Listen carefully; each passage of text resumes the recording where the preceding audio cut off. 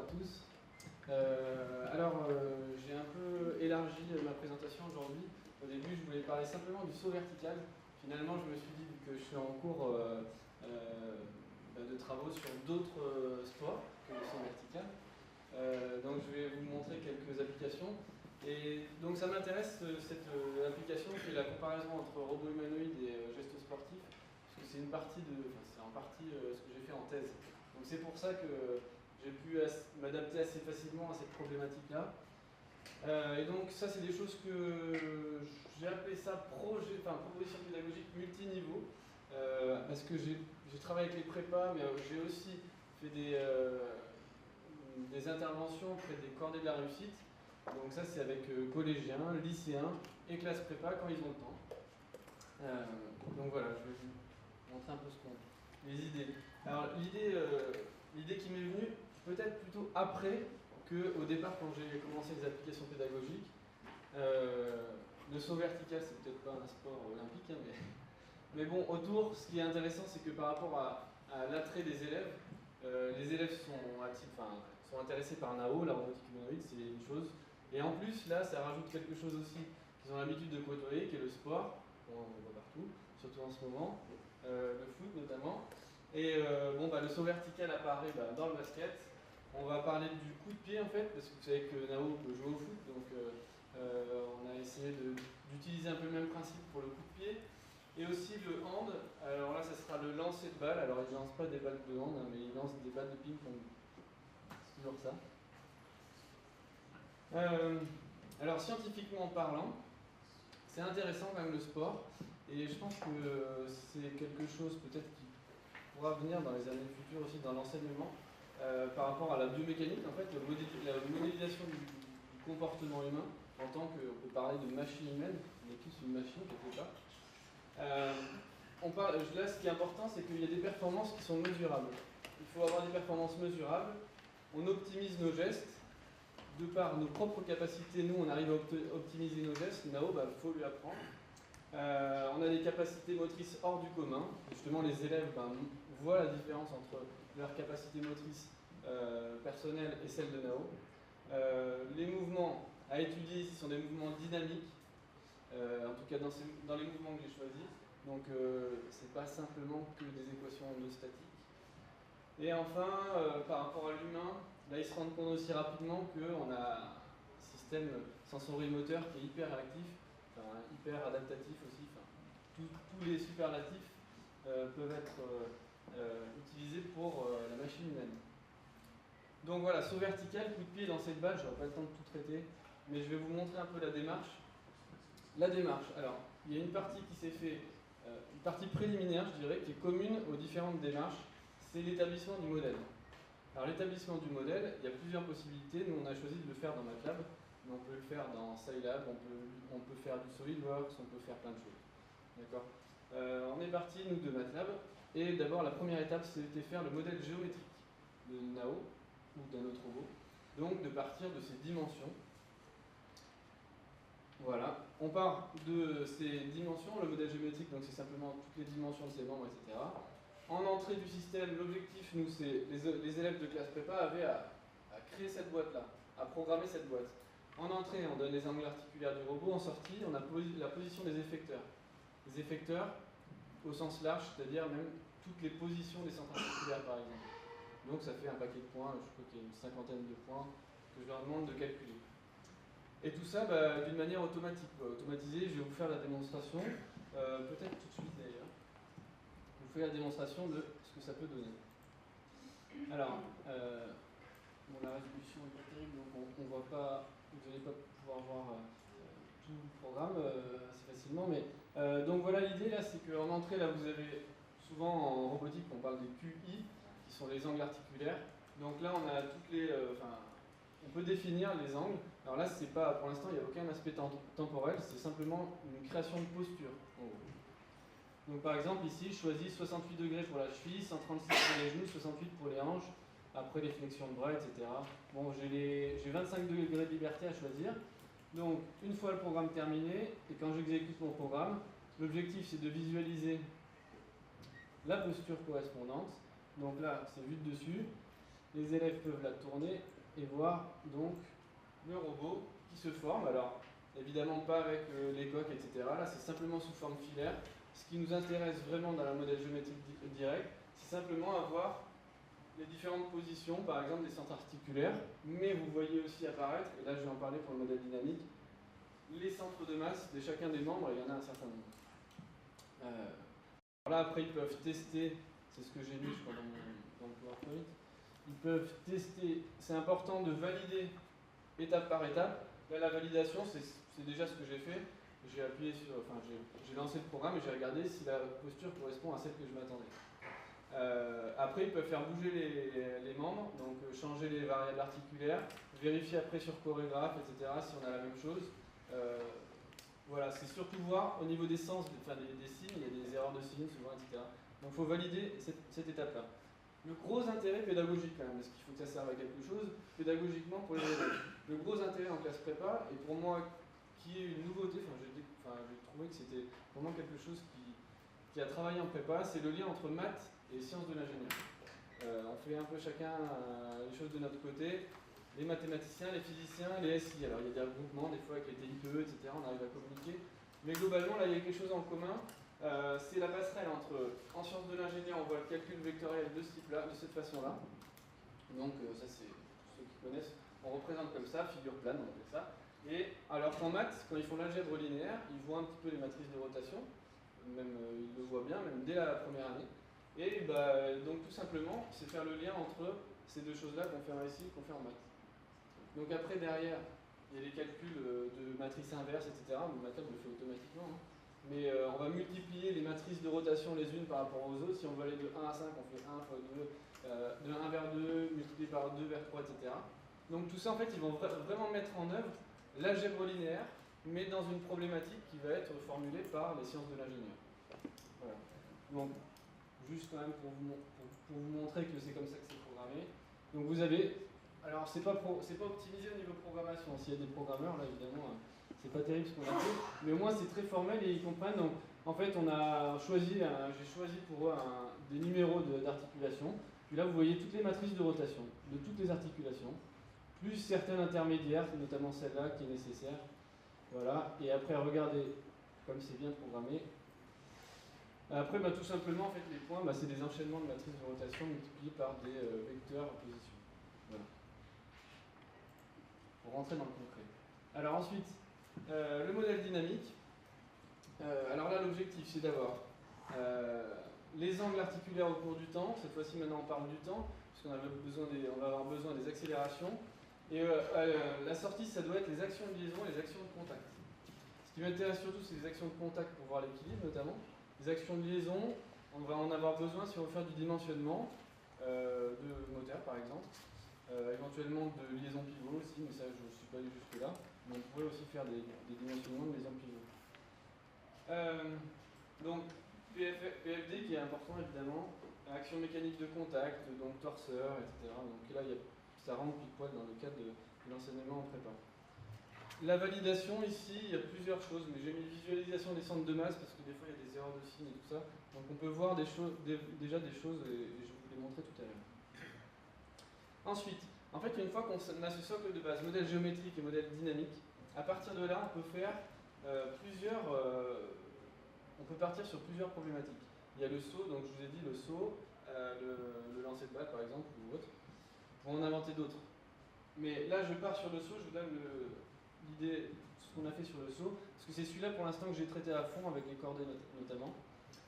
Donc ce que j'ai donné aux collégiens et aux lycéens, je leur ai montré quelques vidéos, notamment celle-ci, qui est quelqu'un qui saute, je crois que c'est aux États-Unis. Enfin bon, j'ai cherché des vidéos qu'on appelle slow motion pour permettre de voir vraiment quelle est notre stratégie en tant qu'humain pour pouvoir sauter le plus haut possible. Bon, alors là, c'est un saut particulier en plus parce qu'il rebondit à moitié, enfin, il fait plusieurs sauts. Mais bon, là, ce qui m'intéressait quand même, c'était au niveau des bras, c'était assez intéressant sur la fin, ce qui se passait. Donc voilà, à partir de ça, ça leur donne quelques pistes de démarrage.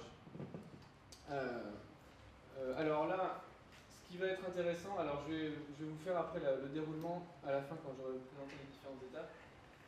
Donc là, c'est partir de la vidéo ou de leur propre expérimentation pour choisir les angles imposés au robot. Donc voilà, bon, les intérêts pédagogiques, je passe. Ensuite, après, il y a une optimisation du geste, c'est-à-dire qu'on a choisi un certain mouvement, on va essayer de l'améliorer. Donc on a besoin, là, notamment, de la notion de critères quantitatifs. On a besoin de quantifier la performance. Et ça, les élèves des collégiens, justement, il faut qu'ils apprennent ces choses-là. Parce que pour eux, savoir comment caractériser les performances d'un saut, c'est pas forcément évident. Même d'ailleurs, même pour les élèves, même pour les profs d'ailleurs, parce que c'est une question qui n'est pas si simple que ça en fait.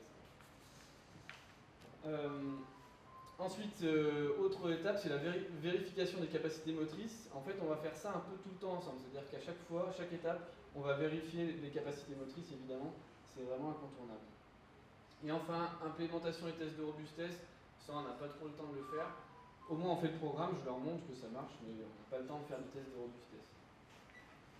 Alors, voici l'exemple du saut vertical et de cette démarche-là. Donc, c'est 3 étapes, les étapes de simulation, d'optimisation et de vérification des capacités motrices.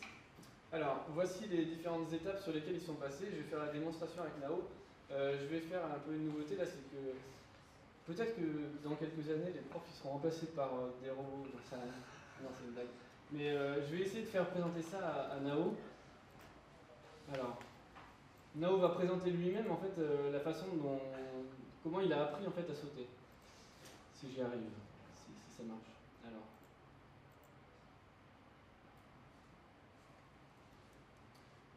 Donc les différentes étapes, bien sûr j'ai dû les guider quand même, les collégiens, pour partir sur ces idées, c'était pas forcément facile.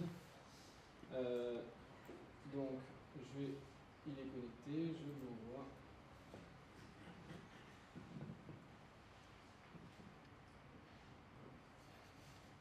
Bon là c'est pareil, c'est des spécialistes de chorégraphes, j'ai vraiment pas très bien programmé Nao.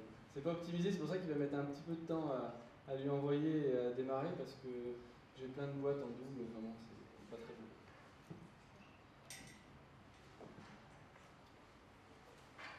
Alors, pendant qu'il télécharge son programme. Donc là l'idée c'est de partir sur des génuflexions évidemment, ça c'est l'idée principale, c'est d'utiliser ses genoux. Vous allez voir qu'au début l'idée qu'ils ont c'est de partir d'en bas, d'aller vers le haut, voilà il est prêt, c'est bien. Et après on va essayer d'améliorer évidemment, on sait que nous on a une stratégie pour améliorer, on le voit sur les vidéos. Alors il est prêt mais il attend mes ordres quand même, heureusement.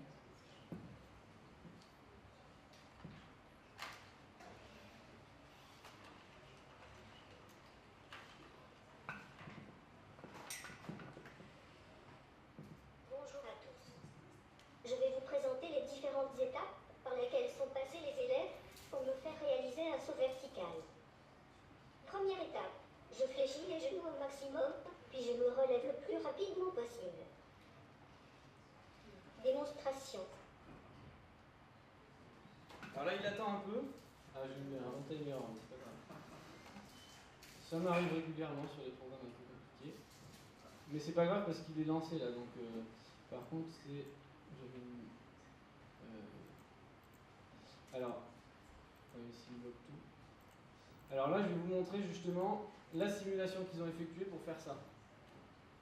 Avant de passer sur le robot, on fait une simulation, ça on leur impose. Hein. Et voilà ce qu'ils obtiennent.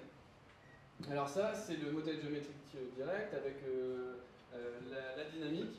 Et donc ils obtiennent cette chose-là. Alors là on voit notamment les actions de contact qui sont intéressantes, l'effort de contact ici. Et en fait on prévoit, ils peuvent prévoir qu'il va pas sauter. Pourtant on est à la vitesse max des moteurs. Alors, je ne sais plus quel bouton, ça doit être celui-là. Voilà ce que ça donne. Voilà. Là il est allé au max, il ne peut pas faire plus vite. En simulation, les élèves se rendent compte qu'il faut un débattement angulaire plus faible pour décoller. En simulation, il montre même qu'il faut un débattement angulaire le plus faible possible pour optimiser mon saut. Je fléchis au maximum, puis je me relève que partiellement à la vitesse maximum.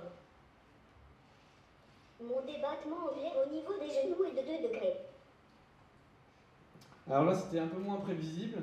Ils se rendent compte d'après les simulations, et je vais vous la montrer la simulation, que en fait au lieu de passer de 120 degrés à 0 comme ils avaient fait, c'est ici, à cet endroit-là.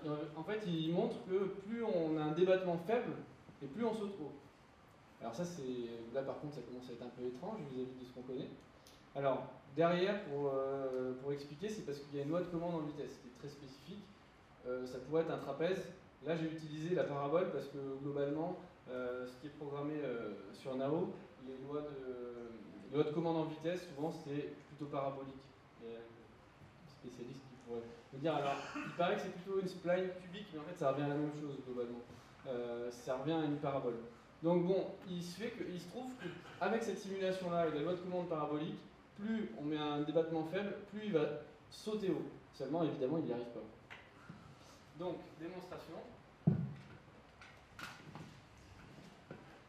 voilà, 2 degrés sur les genoux. Il se passe quasiment rien.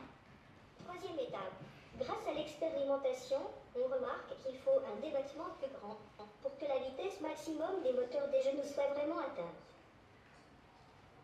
J'augmente donc mon débattement jusqu'à 10 degrés pour les genoux. Alors voilà, en fait, MATLAB considère qu'il arrive à atteindre la vitesse max des moteurs. Parce qu'il n'y a pas le modèle d'asservissement dans MATLAB. Donc, en fait, en réalité, évidemment, NAO n'arrive pas à aller à cette vitesse max. La loi parabolique, elle atteint tout le temps, en vitesse, elle atteint tout le temps la vitesse max. Or, c'est pas possible dans la réalité. Donc c'est pour ça que là, ils se rendent compte, finalement, d'après l'expérimentation, il faut mettre un peu plus d'angle. Alors là, expérimentalement, il faut faire des tests. Hein. Mais en gros, là, on va essayer donc 10 degrés. Ça commence à être risqué. Quatrième étape. Je vais utiliser mes épaules et mes coudes pour augmenter la vitesse verticale d'éjection de mon centre de masse. Alors là, il a déjà il a quasiment sauté en fait. Là. Ça se voit pas, mais il a quasiment, il a bien diminué en tout cas ses efforts de contact au sol. On peut le voir là sur cette image. Enfin, en tout cas, en simulation, il y a rupture de contact. On voit que, et notamment là, en fait, je leur donne ce graphe-là, et notamment, en fait, c'est pas eux qui le calculent, mais ils voient que normalement, la hauteur prévisible de saut, par exemple, c'est 2 mm, temps de vol 47 millisecondes, couple nécessaire au genou 1,7. Ça, c'est théorique, bien sûr, tout ça. On a vu que le saut, c'est 0 mm, le temps de vol, quasiment 0. Donc, évidemment, il y a encore des écarts. Donc maintenant, ce qu'on fait, c'est qu'on va utiliser, on utilise les jambes, les bras, avec donc les épaules. Et voilà ce que ça donne en simulation, avant de faire. Voilà. Donc là, on va essayer de monter les bras pour augmenter la vitesse ascendante du centre de masse, en fait. Ça va l'aider à accélérer son centre de masse. On les met évidemment comme ça pour avoir évidemment plus d'impact avec le bras levier, tout simplement. Donc voilà ce que ça donne. On espère que ça ira un peu mieux.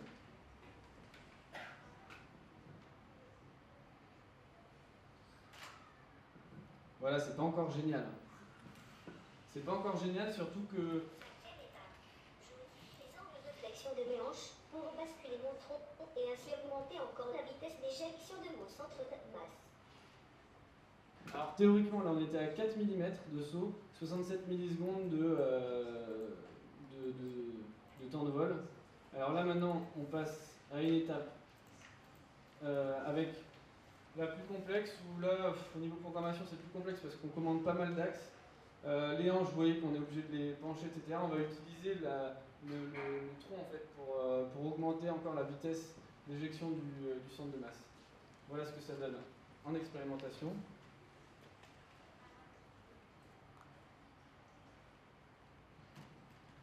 Voilà, la préparation, là il est en place. Voilà, il saute pas encore. Mais.